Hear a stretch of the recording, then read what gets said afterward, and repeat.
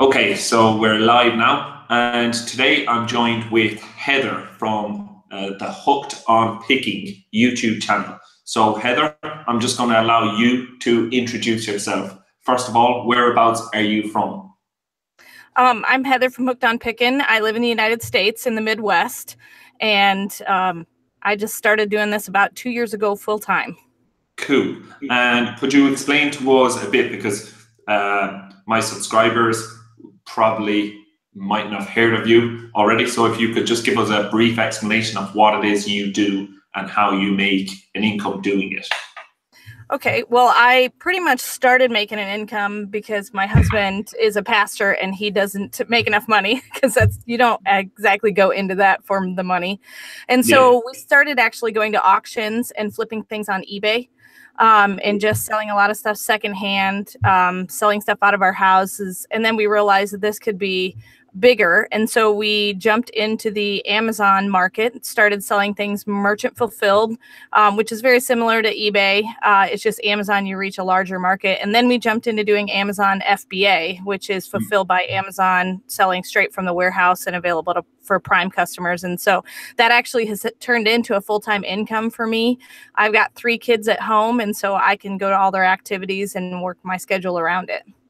Cool. So that's actually very similar, and that's what kind of brought me to you. It's very similar to how I started. Basically, what I would do is I would just find products that were selling on eBay, and I'd flip them on Gumtree, and find products that were selling on Gumtree and flip them on eBay. So, you know, what Gumtree is pretty similar to what Craigslist is in the US. Here in the UK, it's kind of the Craigslist over here, and that's basically how I got started. So that's how I kind of came across your channel. I look for 4 other channels that, you know, talk about the same thing, because, you know, that's basically how I got started, and that's kind of how I tell others is a great way to get started with e-commerce. You know, you can really find your ground there without spending a whole lot of money. So what was it that kind of, when you got started, what got you sort of into it in a big way? What was the turning point kind of that made you think that you could make a full-time income from doing this? My husband was a big encouragement, because he's the one that kind of did a lot of the research on Amazon FBA and got us signed up and all that. And then I just realized I had more free time than he did. And so I guess the thrill of the hunt was the first thing that really kind of got me. The first time I flipped something for any substantial amount of money, and I'm talking substantial as in I made 20 bucks.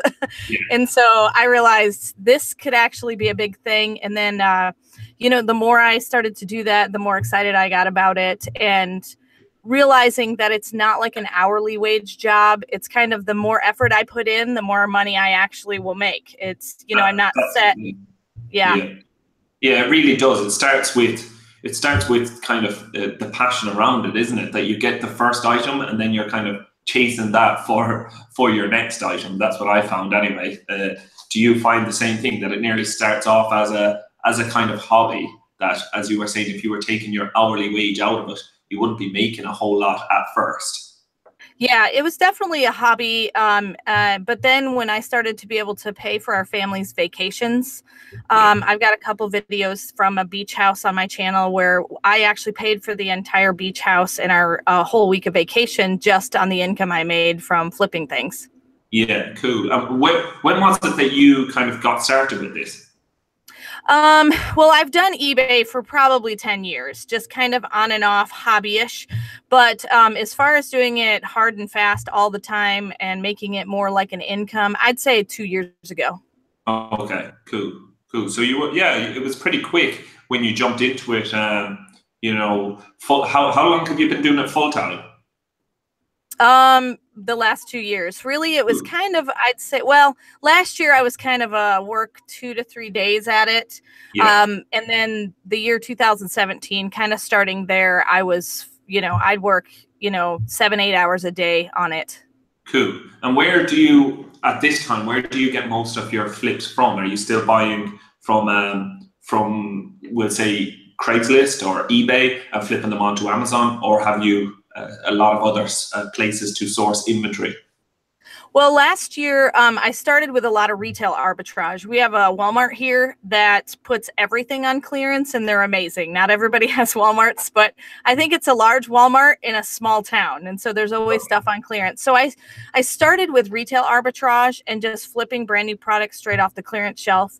Then about the middle of the year, I jumped into liquidation, and so I started buying overstock and things like that from liquidation sites. Like, you probably found me doing a lot of unboxings from bulk.com and places like that. And so a lot of people think that I focus just on liquidation because that's where a lot of my unboxings come from.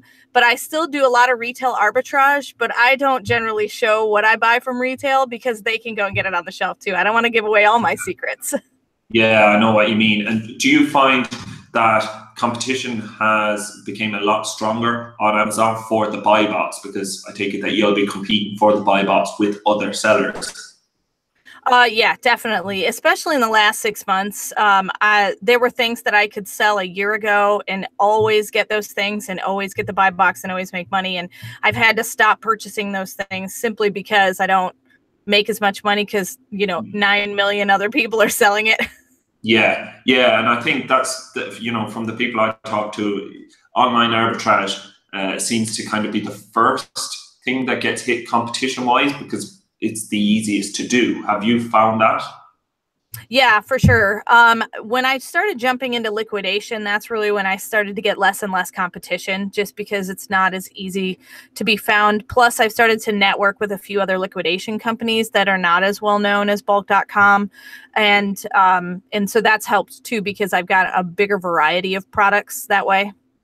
Yeah, and do you find it difficult to get registered with different liquidators and different wholesalers? Some are a little bit complicated. Yeah, you kind of got to jump through about 5 or 10 different hoops to do that. But I find that the more complicated it is, the better usually bang for my buck that I get because not everybody wants to do that. They want the easy money. Yeah. And do you get any kind of, are you able to get any kind of exclusivity with any wholesaler, or do they just obviously sell to, whoever they accept? Primarily the unboxings I've done is typical stuff that anybody can buy off the website. I do a lot of research, and so I'm very careful what I buy. So a lot of people think it's very risky what we do, but it's very much a calculated risk with me because I look up every UPC code that I can as not to lose the box because a lot of those go real fast. But I do a lot of research when I do my purchasing, and so that helps.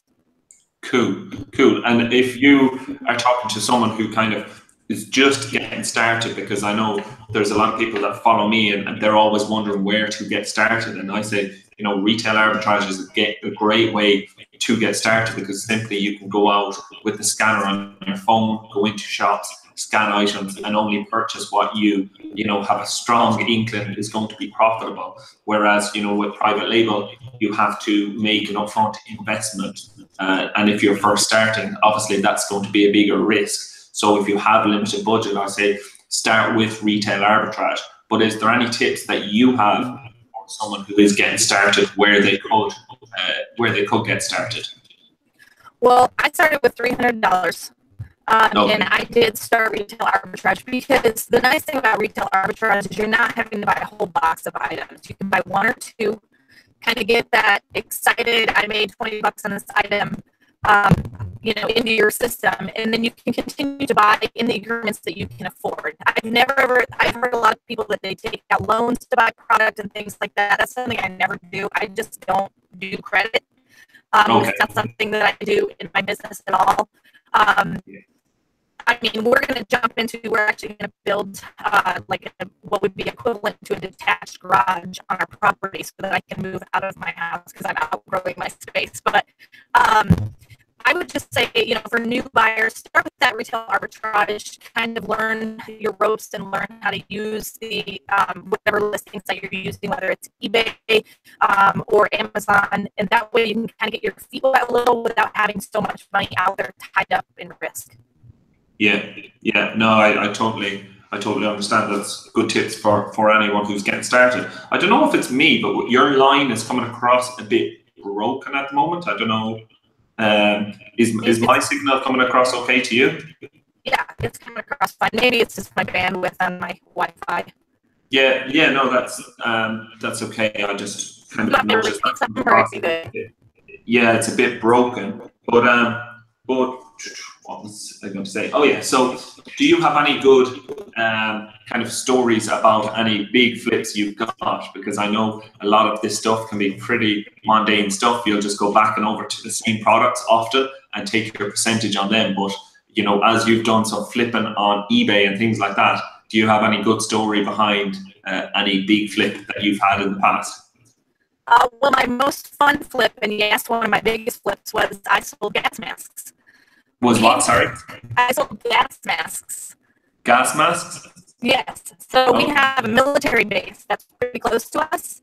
And there's a guy that is pretty close to us in a small town that basically has like a consignment warehouse.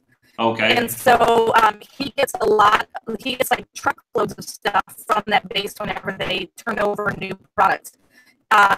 You know, because the government's kind of, you lose it unless you spend it. So they'll buy like all new office supplies, things like that. Well, he had a whole box of military gas masks. And so I bought them off him for about $10 a piece. And I knew exactly what they were because I was in the military for 8 years. And so I had seen them and knew right away what they were. So I bought them for $10 a piece and flipped them for right around $300 a piece on eBay and Amazon. That's amazing. That's that was a biggie for me. Yeah, I don't even want to try and calculate the ROI on that, but it's it's pretty good. Cool. Your line is it's slightly broken at the moment, but just in case we get cut off of that, first thing I wanted to congratulate you on your channel hitting the 10,000 subscribers. I see that you've recently done that. It's a good milestone to get to. Yeah, I just flipped this week to 10,000. Cool. And if you want to share anything about your channel, what is it that you talk about on here? Because we'll probably wrap this up pretty quickly. But what we can do is we can have another chat again, hopefully when our line gets a bit better. Sure. I basically do a lot of unboxings, kind of show the treasures that I get from liquidation companies. I do a lot of how-tos. I do always answer my comments because I have a lot of people, like you said, on your channel that are brand new to the reseller world. A lot of people think I'm crazy for giving out the advice, but in my opinion, it's such a big market that it's not going to matter if you have a few more people in it. Yeah, and if you're similar to me, the contacts that you build out of doing it makes it all worthwhile. Oh yeah, for sure. Yeah, I've got about 4 or 5 liquidation companies that contact me, and they do send me product. I usually look at the product and I pick which box I would normally buy from them, and I have had people send me product for free to do unboxings because basically it's a free commercial for them. Exactly. Yeah, I just find that the opportunities get so much greater when you actually do show a bit about yourself, and that's what I found amazing about YouTube anyway.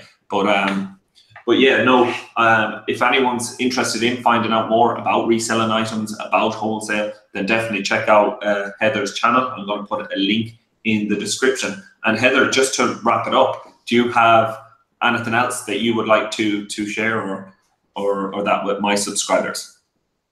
No, I mean, I'd be curious to know. I'll link this video for sure. You're going to send it to me on my channel. And I would love to know the difference between reselling and picking in Europe based versus what we do in the United States, because we have a lot of different avenues. I do thrift stores, retail stores, liquidation. So I do just a little bit of everything. So it'd be interesting to find out the differences. Yeah, definitely. So if anyone has any kind of comments on that, definitely drop them in the comments. And what we'll do is, because we can have a look over this video after, but I think parts of it won't have came out great because it was kind of stopping and starting. But we can definitely have another kind of chat again if you're interested in the future. Yeah, and we can definitely re-record sections that are missing too, if needed. Cool. Well, thanks a million for coming on, Heather, and I wish you all the best of luck in the future. Okay. All right. Great. Thanks a bunch. Bye. Bye.